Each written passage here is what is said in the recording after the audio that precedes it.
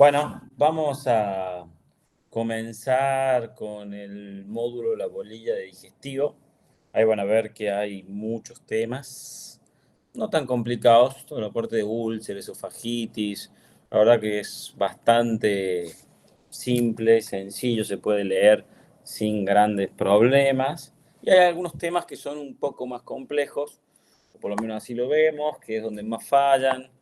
Pancreatitis, enfermedad inflamatoria intestinal no se puede fallar, es fácil, pero hay que conocer las diferencias entre colitis ulcerosa y enfermedad de Crohn porque son preguntas muy típicas.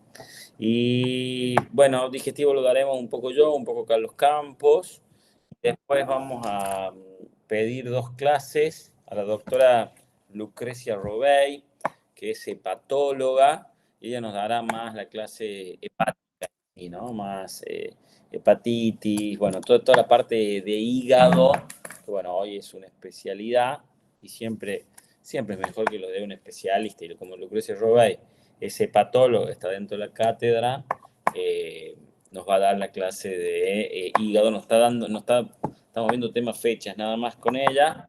Si hay algún cambio de fecha les aviso, digo sí, porque no puede los martes y jueves tratando de acomodarlo. Lo que sí no creo lo que sí no creo en el cronograma, revisando hoy, no son puntuales. Bueno, lo que sí creo que en el cronograma no creo que lleguemos a ver toda la valilla de nefro, con lo cual está claro que el parcial va a entrar, que el parcial es el 11 del 6, entra hasta la bolilla que vimos, que no significa las clases que vimos, sino hasta la bolilla que vimos. Es decir, si no vimos la bolilla de nefro, no les vamos a tomar nefro. Pero no quiere decir que todo lo que tomemos sea lo que se dé en clase, ¿no? Tomamos del programa, no tomamos de las clases, sino del programa. Esto para aclararlo, digamos. Pero si no vimos nefro, o no comenzamos con nefro, no vimos nefro, no vamos a tomar nefro, obviamente. Bueno, largando con esto, vamos a largar con una clase un poco larga, después una clase un poco más cortita que es enfermedad inflamatoria intestinal, pero vamos a largar con pancreatitis, que tiene su complejidad. Pancreatitis tiene su complejidad. El páncreas es un órgano que tiene doble función, una función endocrina y una función exócrina. La función endocrina es la encargada de liberar la insulina y el glucagón. Eso lo vamos a ver más en endocrinopatía, digamos, o sea, más en diabetes. No lo vamos a ver tanto ahora en pancreatitis, aunque vamos a ver algunas consecuencias. Pero sin duda, el páncreas también es una glándula exócrina con liberación de enzimas, de bicarbonato, que tienen que ver con todo el proceso de la digestión, y ahí sí vamos a charlar hoy más que nada de pancreatitis. Hoy la pancreatitis afecta más que nada al páncreas exócrino. La pancreatitis se divide en pancreatitis aguda y pancreatitis crónica. La pancreatitis aguda es una enfermedad inflamatoria del páncreas caracterizado por autodigestión secundaria a la activación de enzimas pancreáticas. O sea, esas enzimas pancreáticas, en vez de liberarse a través del conducto de Wilson en el duodeno, lo que hay es una autodigestión de esas enzimas pancreáticas, o sea, se liberan el páncreas y te destruyen el propio páncreas, desencadenando una respuesta inflamatoria sistémica. ¿Sí? Palabra fundamental. No se ve el curso. No, sí se ve. Palabra fundamental, la palabra sistémica. La pancreatitis es una enfermedad sistémica, ¿sí? Es una enfermedad sistémica con fallas múltiples en el sistema. Por eso es tan importante tenerla clara, porque actuar en un primer momento salva vidas. La pancreatitis aguda en Argentina, la incidencia es desconocida. La pancreatitis aguda leve es el 80%, pasa como síntomas intestinales inespecíficos o dolores abdominal. Este es el 80%, pero hay un 20% de pancreatitis que son graves. Y esto puede provocar hasta un porcentaje de muerte del 90%. Hoy la mortalidad de pancreatitis bien tratada es de 2 al 3% y en algunas estadísticas hasta el 15%. Hay dos picos de mortalidad de la pancreatitis.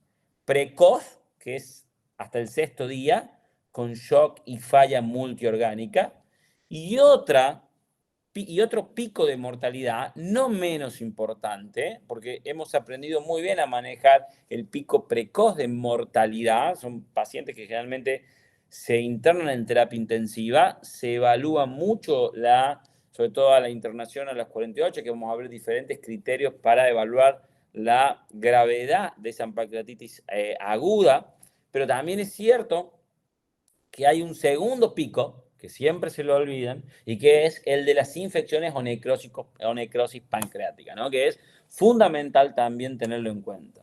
Actualmente, primera causa de muerte son las infecciones, especialmente la necrosis pancreática. O sea, hemos mejorado mucho en el manejo agudo de la pancreatitis, pero hay que tener muy en cuenta que el segundo pico de muerte es las infecciones que son la tardía, ¿no? Que son las infecciones y necrosis pancreáticas. La mortalidad de pacientes sin necrosis, recuerden que hay una autodigestión del páncreas, lo dimos en la definición. La mortalidad de pacientes sin necrosis es del 0%, con necrosis estéril de hasta el 11%. Y si esa necrosis está infectada, la mortalidad asciende al 40%. ¿Sí? Fíjense en la diferencia que hay y lo importante del pronóstico, o sea, lo importante de la necrosis como factor pronóstico. ¿Sí? Fisiopatología de la pancreatitis, lo dijimos, recordemos, glándula exócrina que libera a través de las células acinares gránulos decimógenos que se liberan las enzimas en el sistema, ¿no? Esto es lo que produce el páncreas. Una cascada enzimática a través del triptógeno, a través de la tripsina, que va liberando todas las enzimas, y hay toda una activación enzimática, cascada inflamatoria de complemento, coágulos, macrófagos, polimorfonucleares, citoquinas como interleuquina, como factor de necrosis tumoral, como el PAF, ¿no es cierto?, que van generando todo un proceso de inflamatorio en el páncreas. La respuesta inflamatoria que se genera, la apoptosis, la hidrólisis, la saponificación de la grasa y la necrosis pancreática en el tejido subyacente, por un lado, y por otro lado, toda la respuesta sistémica, ¿sí? Que es llamado el SIRS. ¿Recuerdan? En neumonía vieron algo parecido, o sea, todo lo que es la respuesta sistémica del organismo, que implica frecuencia cardíaca, temperatura, frecuencia respiratoria, recuentos de blancos. Y esto es un poco lo que te da la gravedad. Recuerden, cualquier paciente que tiene fiebre, que tiene taquicardia, que tiene taquipnea, es un paciente más grave que un paciente que tiene fiebre, pero que no está taquicárdico, que no está taquipneico. ¿No? Son signos de alarma muy importantes y son signos de sistema, decir, ¿no? De inflamación sistémica. Por ende, si hay inflamación sistémica, la cosa se pone un poco más grave. Clasificación. Desde el punto de vista clínico, la pancreatitis se divide en aguda leve, 80%, inflamación aguda en la cual se presenta edema intersticial con mínima repercusión sistémica. Y por otro lado, pancreatitis aguda grave, 20%, que se asocia a la falla orgánica sistémica y a las complicaciones locales. Entonces, necrosis, colección, pseudoquiste, absceso, que son las complicaciones tardías que hablábamos y que surgen a partir de la cuarta semana de evolución de los pacientes y que son muy frecuentes en las pancreatitis agudas graves, ese 20% de pacientes que puede complicarse. Muy importante, causas de pancreatitis. Las causas no son chamullables, o sea, no son, uno no puede inventar. Una de las cosas que uno tiene que aprender cuando estudia esta larga materia es definición, debemos saber las definiciones, porque no son inventadas, digamos, eso existe. Y otra cosa de la que tenemos que entender, de que no vamos a poder decir cualquier cosa, son las causas de la etiología de las enfermedades. Entonces, la etiología de la pancreatitis está súper clara. 50% de la causa de pancreatitis aguda son biliares, son obstrucción biliar, digamos. Eso es, obstruye El cálculo sale de la vía biliar, por eso los cálculos pequeños son más peligrosos que los cálculos grandes, porque entran por el conducto cístico. Recuerden que el cístico se une con el conducto de Wilson, el colédoco con el Wilson, se unen para ser liberados. Bueno, la litiasis vesicular es la causa número 1, 50% de las pancreatitis agudas. Otra causa importante es el alcoholismo, ¿sí? Un 35% de las pancreatitis agudas se debe a exceso de alcohol. Metabólicas, la hipertrigliceridemia es una causa de pancreatitis aguda. La hipercalcemia, por un hiperparatiroidismo o por lo que fuese, es una causa de pancreatitis aguda. Hay causas traumáticas, quirúrgicas, endoscópicas, por golpes, tóxicas, isquémicas, y hay un 20% de pancreatitis agudas que no conocemos las causas. Sospechamos que pueden ser microlitiasis, pero en realidad quedan como idiopáticas, o por alteración del esfínter de Oddi, una contracción anómala de ese esfínter que genera que toda la cascada enzimática, en vez de liberarse en el duodeno, se libere en el mismo páncreas y genere esa pancreatitis. Entonces, estas son las causas de la pancreatitis agudas. ¿Cuál es la clínica de la pancreatitis aguda? Dolor abdominal, constante, epigástrico, periumbilical, en faja, ¿sí? El dolor pancreático es un dolor que el paciente refiere comenzar adelante y terminar hacia atrás. Recuerden que el páncreas está en el retroperitoneo. Irradiada hacia la espalda, tórax, flanco y región inferior del abdomen. Fíjense en este cuadro, el dolor abdominal está en el 95% de los pacientes, el dolor irradiado al dorso en el 50%, náuseas y vómitos. Es, diría, la diferencia número 1 con una úlcera gástrica o una gastritis. O sea, la pancreatitis se presenta casi en la totalidad de los casos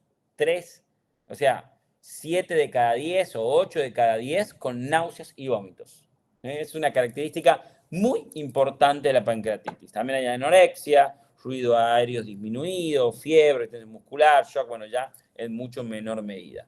Sospechar ante todo paciente con dolor abdominal intenso, prolongado en hemiabdomen superior, acompañado de náuseas y vómitos intensos. Sí, lo puse en rojo porque es la característica número 1 de cómo van a diagnosticar en una guardia una pancreatitis aguda o cuándo deben sospechar, digámoslo así, una pancreatitis aguda. Ya vamos a ver cómo hacemos el diagnóstico, pero la sospecha clínica, nadie hace diagnóstico de lo que no conoce o no sospecha. Entonces es muy importante tener claro cuál es la clínica de la pancreatitis aguda, sobre todo porque lo van a estudiar mucho en cirugía, que es dolor abdominal agudo, abdomen agudo. Recuerden que ese abdomen agudo puede ser clínico o quirúrgico. Bueno, esto está dentro de las causas de abdomen agudo clínico. No le van a abrir la panza a una pancreatitis porque no van a hacer absolutamente nada.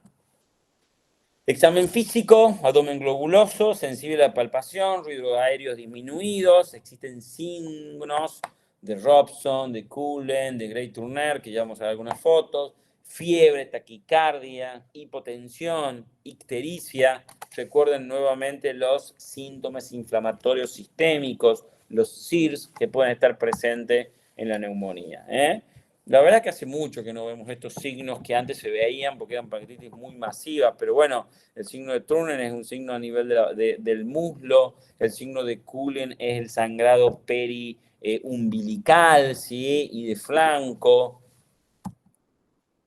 Diagnóstico, ¿sí? Acá me parece que es importante que empecemos. Cuadro clínico compatible. Cuadro clínico compatible, pensamos dolor abdominal intenso en mi abdomen superior, irradiado hacia la espalda, con náuseas y vómitos. ¿Sí? Así de simple es la medicina. Claro, el diagnóstico clínico se debe hacer con diagnóstico de laboratorio. Entonces, ¿qué vamos a pedir en un laboratorio? Amilasa va a estar 4 veces superior, entre las 6 y las 12 horas, y va a permanecer elevada hasta el 5.º día. La lipasa, en sus 2 valores por encima del valor normal, todos los laboratorios van a tener un valor de corte, y a partir de ese valor, 4 veces la amilasa, 2 veces la lipasa. La lipasa es más específica porque hay muchas causas de elevación de amilasa que no son pancreatitis. La lipasa hoy hace diagnóstico de pancreatitis, es más específica, pero es un poco más tardía, comienza a las 24 horas de la pancreatitis y permanece hasta los 12 días. Por supuesto que hemograma, que boom, que glucemia, que pruebas hepáticas, que LDH, perfil lipídico si corresponden. Recuerden que hay una causa de pancreatitis aguda que es la hiperlipidemia. PCR sin relación con la gravedad del cuadro. O sea, de lo que sea, no hay un valor, o sea, esto a veces lo preguntamos, un valor de amilasa alto, ¿es pronóstico o no es pronóstico? La respuesta es no. Un valor de lipasa alto, ¿es pronóstico o no es pronóstico? La respuesta es no. No hay relación con el cuadro y los valores, ¿sí? No hay relación del cuadro con los valores.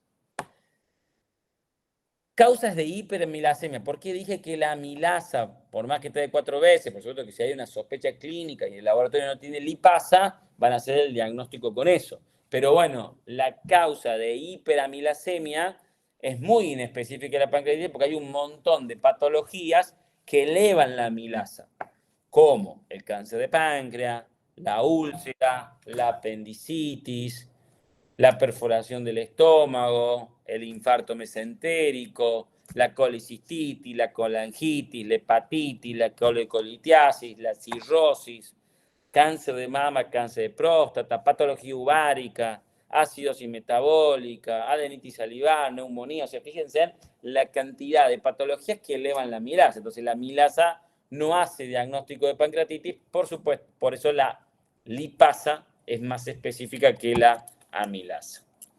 Se puede hacer una radiografía de abdomen simple, en donde vemos que el proceso inflamatorio genera una parálisis del peritaltismo intestinal o se ven, digamos, estos signos de asa centinela o de aire, digamos, como suspendido. En la radiografía puede haber derrame pleural, puede haber elevación del diafragma por todo el proceso inflamatorio que existe. Probablemente uno de los métodos más importantes o más fáciles de hacer es la ecografía. El más importante no va a ser la ecografía abdominal, el más importante va a ser la tomografía y ya les voy a explicar por qué. Básicamente porque ve la necrosis y la necrosis, como dijimos, hace el segundo pico y es un factor pronóstico. Juntamos necrosis tenés y si la necrosis es infectada, tu mortalidad es peor. Pero bueno, la ecografía abdominal sirve para ver las alteraciones pancreáticas. Por supuesto que más de uno me podrá decir, bueno, si el paciente es muy obeso no vamos a ver nada, lo cual es cierto. Podemos ver la dilatación del Wilson, podemos ver colecciones líquidas pancreáticas y peripancreáticas, podemos ver la colecistitis, digamos que un poco es el cálculo ese que trabó todo, dilatación intra o extrahepática de la vía biliar. Aquí está. La tomografía computada rara vez es usada con fines diagnósticos, porque generalmente ya llegamos al diagnóstico, pero sí puede ser utilizada para diagnósticos diferenciales y es útil para criterios de gravedad en combinación con criterios clínicos y de laboratorios, con medio de contraste para objetivar la necrosis. Entonces, la tomografía abdominal debe ser hecha con contraste endovenoso. Todo paciente con pancreatitis grave entre el tercer y 10º día de evolución debe tener una tomografía computada con contraste endovenoso para poder objetivizar la necrosis pancreática. Clarito, bien clarito. Entonces, existen innumerables criterios de todo. Uno de los criterios que más se utilizan son los criterios de Baltasar. Los criterios de Baltasar lo que miden es la necrosis. Básicamente lo que miden es la necrosis. Desde el grado A con un páncreas normal al grado B con 2 o múltiples colecciones líquidas permanentes definidas o presencia de gas o adyacentes pancreáticos. Todo eso, el Baltasar A, B, C y D, que son imágenes tomográficas, te va a dar un puntaje y un porcentaje de necrosis. A partir de ahí, vos sacás un índice de gravedad de acuerdo al puntaje, bajo, medio o alto. Bueno, fíjense el bajo tiene una morbilidad del 8% y una mortalidad del 3%, versus el grado alto, que es hasta 10 puntos, tiene una morbilidad del 92% y hasta una mortalidad del 17 o 20%. Entonces, es muy importante entender que la necrosis es pronóstico, digamos. Ese sería el concepto general. Un Baltasar, este es el páncreas, ¿no? No sé si tienen mucha experiencia. Esta es la aorta, la que ven acá, con contraste en la aorta, por eso es muy importante poner contraste. Por eso lo ven así de ese color, igual que los riñones. Riñón derecho, riñón izquierdo, hígado, vesícula. ¿Está viendo el cursor? Sí. Y acá tienen, digamos, la aorta con la salida de la mesentérica y todo esto es el páncreas, ¿sí? Esta es la cabeza del páncreas, en realidad estamos medio abajo, esta es la última parte del estómago para que lo entiendan, ¿sí? Y esto es el páncreas, cabeza de páncreas, cola de páncreas. Este es un páncreas normal, este es un Baltasar A, páncreas tamaño normal, un paciente con pancreatitis, pero está normal. Fíjense en esto, ¿sí? Esta diferencia. Estoy en el Baltasar C. O sea, esto que ven acá, de otro color, miren cómo hay una vesícula dilatada también, es también un signo importante, pero fíjense en la necrosis que hay en este páncreas. Baltasar D, hay de vuelta necrosis, 50% a nivel cefálico, y Baltasar A, la pancreatitis aguda es tan importante, digamos, con importante presencia de gas y cuerpo. Esto que ven acá, esto que ven acá no debería verse, digamos, ¿no? No debería verse ese gas en el medio del páncreas. Donde está el páncreas, fíjense, acá hay una destrucción casi total del páncreas, ¿no? Esto genera, imagínense todo ese proceso inflamatorio que hay en ese nivel y todo lo que ese proceso inflamatorio genera a nivel sistémico, ¿no? Entonces, repito lo que dije al principio, la pancreatitis es una enfermedad sistémica. ¿Sí? De vuelta, pancreatitis es una enfermedad sistémica. Diagnóstico diferencial de la pancreatitis: úlcera peptídica, colecistitis aguda, colangitis, coledocolitiasis, obstrucción intestinal, isquemia mesentérica, infarto agudo de miocardio, sobre todo inferior, cetoacidosis diabética. Recuerden que la cetoacidosis diabética presenta dolor abdominal, es otro diagnóstico diferencial del abdomen agudo clínico. Aneurisma de aorta, cálculos renales, gastroenteritis, aumento de amilasa con todas las causas que vimos, isquemia mesentérica, pseudoquiste, obstrucción del intestino. Esos son un poco los diagnósticos diferenciales. Clasificación de gravedad, sobre todo de lo agudo. Existen, de vuelta, innumerables criterios. Primero, primer concepto importante, ese 20% de pancreatitis aguda grave va a terapia intensiva. En un hospital serio y que se hagan bien las cosas, ¿no? Digo esto porque después no sé qué pueda pasar, pero bueno, en eso, un paciente con pancreatitis aguda, grave, va a terapia intensiva. A partir de ahí, uno, en todas las terapias, cuando entra en la terapia van a ver que están los cuadritos donde está el médico, van a ver muchos clasificación o criterios. Bueno, siempre están los criterios de pancreatitis, los más famosos son los Ranson. Al ingreso uno ve la edad del paciente, los glóbulos blancos, la glucemia, la LDH, la AST. A las 48 horas ve el descenso de hematocrito, el aumento del nitrógeno ureico, la PO2, el déficit de base, el secuestro de dique, la calcemia. Todo eso te da un número de factores positivos que te termina dando una mortalidad importante, ¿no? Entonces uno puede.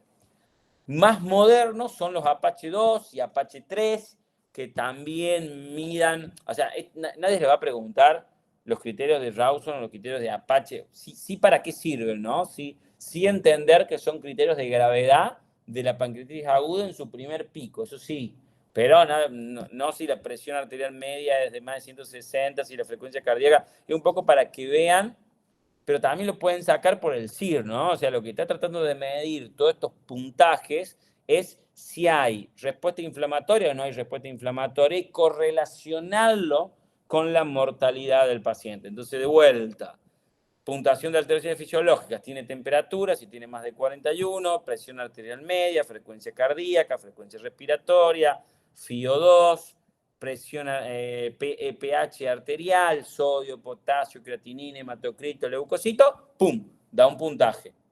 Y a su vez, la puntuación de la edad del paciente. La edad del paciente es importante. A mayor edad, peor, más puntaje, digamos, peor pronóstico. Eso te da una puntuación que puede ser hasta más de 34. Cuando estás más de 34, tu mortalidad es de arriba del 85%, ¿no? O sea que es un tema importante. Bien. Manejo del paciente al ingreso. Manejar bien la patología de emergencia salva la vida. Y cuando uno ingresa, no ingresa directamente a terapia, ingresa a una guardia o va a una sala y en la sala hay un médico y ese médico tiene pocos métodos diagnósticos, entonces la clínica pasa a ser soberana y el manejo inicial es fundamental hacerlo en forma correcta porque puede salvar vidas, como les digo. Entonces, lo primero que tenemos que entender en un paciente que sospechamos una pancreatitis, que sospechamos, aunque después sea una úlcera o otra cosa, es régimen cero. No le damos nada a ese paciente. Porque cuando yo le doy algo por boca, sigo liberando enzimas pancreáticas y sigo provocando autodigestión pancreática. Si yo me voy a la definición de pancreatitis, entiendo perfectamente bien que lo primero que tengo que hacer es que el paciente no coma nada. Cero, nada, nada de nada, ¿eh? Ni líquido, nada por vía oral, porque todo genera liberación de enzimas pancreáticas. Segundo concepto, tengo enfermedad inflamatoria, tengo un CIR, tengo tercer espacio. Entonces, lo tengo deshidratado al paciente, seguro. Listo, hidratación endovenosa. Con esas dos cosas le cambio el pronóstico al paciente. O sea, no estoy diciendo hacerle una tomografía multi-slide súper complicada, derivándolo. No, estoy diciendo sospecha clínica, régimen cero, reposición de líquido. Cualquier sala o cualquier pueblo puede hacer esas dos cosas si sospecho que el paciente tiene una pancreatitis aguda. Por supuesto que tengo que usar analgesia, porque el paciente está con dolor. Ahí hay varias indicaciones. Hay que tratar de no usar morfina, sobre todo, porque altera el flujo de la secreción biliar y pancreática. Puedo usar meperidina, puedo usar metiminazol, puedo usar algún AINE, pero tendría que tratar de no usar morfina. El problema del AINE es que si tengo una sospecha de úlcera gástrica o gastritis, tampoco va a ser el método ideal.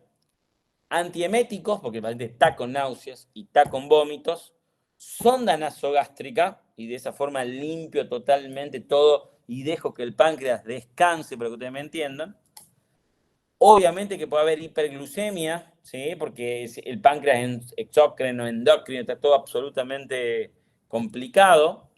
Antibióticos, sí o no, es toda una discusión hoy, eso ya puede ser más de la terapia intensiva, sobre todo para evitar la necrosis infectada, que recuerden que lleva a una alta mortalidad, heparina de bajo peso molecular y traslado a UTI, porque, repito, la pancreatitis aguda, esa 20% que es grave, va a terapia intensiva.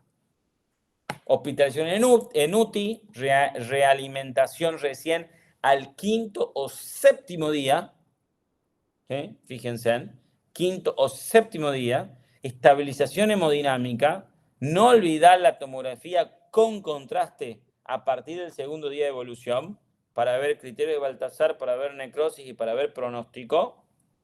Antibiótico profiláctico en pacientes con necrosis pancreáticas, o sea, si yo le hago la tomografía y hay necrosis pancreática, tiene indicación de antibiótico. Entonces, una pregunta que solemos hacer: ¿a qué paciente le da antibiótico profiláctico una pancreatitis? La respuesta es a los pacientes que le hago una tomografía y tienen necrosis pancreáticas. ¿Sí? No empecemos con que si tiene fiebre y a agarrar la guitarra y a decir de todo. No. La profilaxis con antibióticos se da frente al paciente que tiene necrosis pancreáticas. Punto. Se acabó. Control y evolución. Manejo nutricional del paciente. Todo un tema el manejo nutricional del paciente. Por suerte hoy los nutricionistas lo manejan súper bien.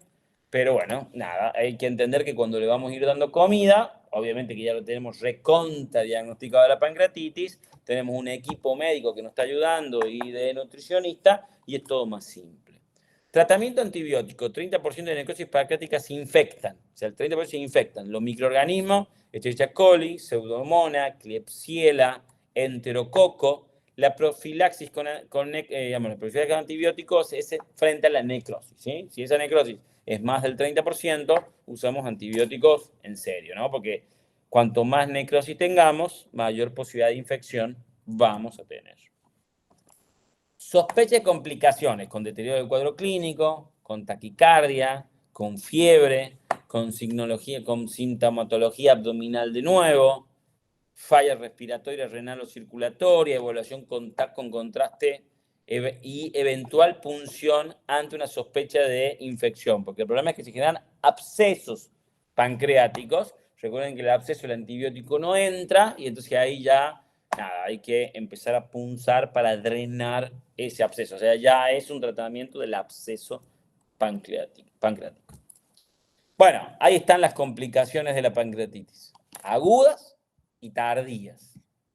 Las agudas, síndrome de respuesta inflamatoria sistémica, acidosis metabólica, deshidratación severa o síndrome de fuga capilar, sepsis grave, shock séptico, disfunción orgánica múltiple y obviamente la muerte. Las tardías, necrosis pancreáticas, absceso pancreáticos, pseudoquistes agudos, flemones, pseudoquistes infectados. Esas son las complicaciones tardías de la pancreatitis. ¿Hay tratamiento quirúrgico para la pancreatitis? Sí. No siempre, pero sí. Cirugía precoz, la laparatotomía exploradora ante la duda diagnóstica. Muchas veces los dolores abdominales agudos no son tan fáciles de diagnosticar y estamos frente a la sospecha de una apendicitis, de una obstrucción intestinal. Bueno, ahí la indicación es una laparoscopía exploradora para hacer un diagnóstico. Cirugía segunda y tercera semana, eso es para una necrosis infectada comprobada, donde hay que drenar esa infección, y cirugía más allá de las 4 semanas es para resolución de las complicaciones tardías que vimos hace un ratito. Todo lo que vimos es pancreatitis aguda. También existe la pancreatitis crónica, mucho más simple. La pancreatitis crónica es una enfermedad inflamatoria del páncreas que resulta en cambios estructurales permanentes y que conduce a una insuficiencia pancreática exócrina y endocrina. Ocasiona un deterioro progresivo e irreversible de la estructura anatómica y las funciones que se ven comprometidas, exócrina, y genera el síndrome de mala digestión o de mala absorción, y endocrina, que genera la diabetes mellitus. Clasificación de la pancreatitis crónicas, tóxicas o metabólicas, ejemplo, alcohol, tabaco, hipercalcemia, hiperlipidemia, insuficiencia renal crónica, idiopáticas, genéticas, autoinmunitarias, pancreatitis agudas severas y recurrentes que terminan en una pancreatitis crónica, y obstructivas, ¿no? Páncreas divisum, desorden del esfínter de Odí, obstrucción ductal, quiste de la pared duodenal. Por supuesto que esto ya es más de los cirujanos, gastroenterólogos, hepatobiliares o lo que fuese, ¿no? Pero un poco esta es las causas de pancreatitis crónica. Fisiopatológicamente es como una pancreatitis, como varios picos de pancreatitis aguda, ¿no? Este cuadro me parece el más representativo de todo. Lo que pasa es que se van autosolucionando, van teniendo resolución, pero va generando una inflamación pancreática, y en esas repetidas episodios de pancreatitis aguda terminas con necrosis y fibrosis. Recuerden que todo proceso inflamatorio termina con fibrosis. Entonces, claro, cuando hay fibrosis ya hay alteración estructural del páncreas, que si afecta mucho al exógeno será mala absorción, y que si afecta mucho al endógeno será diabetes, ¿no? Características clínicas de la pancreatitis crónica: edad de comienzo variable, sexo masculino la mayoría de las veces, el alcohol está casi siempre presente, aunque hay una causa idiopática hasta un 20%. Pancreatitis crónica como diagnóstico clínico primero, ¿sí? Dolor abdominal, estatorrea, diabetes mellitus, ¿sí? Síndrome de mala absorción, síndrome de mala absorción. Por supuesto que hay imágenes y hay todo un tema muy especializado de test de función pancreática. Test de la secretina, elastasa fecal, test del 3cc aire expirado. Hay innumerables tests que manejan, por supuesto, los gastroenterólogos. Ya no es algo de manejo clínico general o de un clínico de guardia, pero bueno, hay innumerables tests que te ayudan a ver la función pancreática. Recuerden que, por suerte hoy, viene el tratamiento exócrino del páncreas, ¿no? O sea, viene básicamente todas las enzimas que hace el páncreas vienen comprimidos hoy. De hecho, cuando operamos por un cáncer de páncreas, hacemos una pancreatectomía, el paciente se queda sin páncreas, por supuesto que queda diabético, pero no queda con síndrome de mala absorción gracias al tratamiento que hoy se hace vía oral. Pancreatitis crónica, si hay inflamación, generalmente lo crónico tiene calcio, ¿sí? Fíjense de vuelta, páncreas, esto que ve en blanco, el calcio se ve como el hueso, fíjense acá la vértebra, el calcio se ve hueso, bueno, ahí no tendría por qué haber calcio, o sea, este paciente es un paciente con una pancreatitis crónica. Complicaciones de la pancreatitis crónica: pseudoquiste pancreático, diabetes, dolor. Recuerden que detrás del páncreas pasa un plexo, que es el plexo solar, ¿sí? Y el plexo solar, cuando hay fibrosis, puede atraer el plexo y generar dolor, calcificación pancreática, puede ser una causa de ascitis, puede generar litiasis pancreática. Obviamente, síndrome de mala absorción con su estatorrea, con su deficiencia de vitamina K, ¿sí? Y puede generar otras complicaciones. Para más generar las posibles complicaciones de la pancreatitis crónica. Tratamiento de pancreatitis crónica: supresión del alcohol, ¿sí? Absoluto, o sea, no tomar alcohol, normas dietéticas, tratamiento del dolor, tratamiento de la estatorrea, que se puede hacer con las enzimas que le comenté, y obviamente tratamiento de la diabetes mellitus. Endoscópicos, drenaje o extracción de cálculo interpancreático, quirúrgico, tratamiento de dolor o ciertas complicaciones obstructivas, y también se puede hacer un bloqueo del plexo celíaco, que es el que genera generalmente dolor. Si hay mucho dolor, la pancreatitis crónica puede doler en forma importante. Pronóstico de pancreatitis crónica: 3 veces más mortalidad que la población general, triple riesgo de adenocarcinoma pancreático, triple riesgo, por 3 el riesgo de cáncer de páncreas, de pancreatitis crónica, morbidad relacionada con el desarrollo de diabetes mellitus, sobre todo por la frecuente hipoglucemia que puede generar una pancreatitis crónica.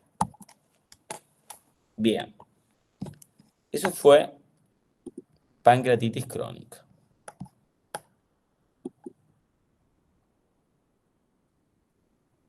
Detenemos la grabación.